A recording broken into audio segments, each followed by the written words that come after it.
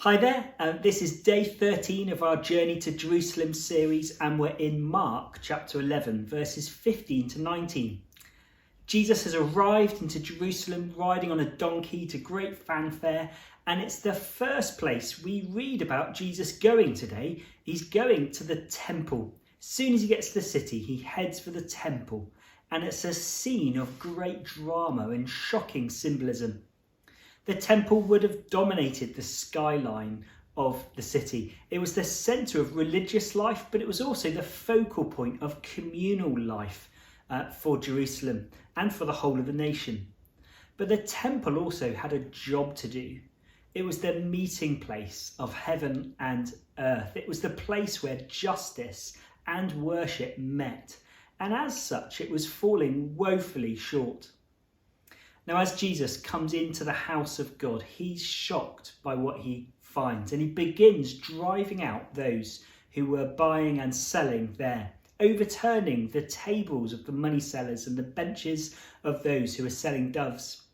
And he quotes from Isaiah and also from Jeremiah, declaring that my house will be called a house of prayer for the nations, but you've made it a den of robbers.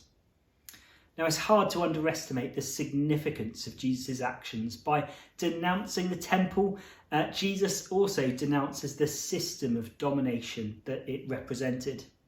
And instead of encountering a place of peace and prayer, he finds in the temple a place of commerce. He encounters people who are exploiting worshippers. And ultimately, Jesus' actions are a shocking judgment on the exploitation of God's people by those who are in charge. And God doesn't like greedy or manipulative people exploiting others. And so Jesus challenges them.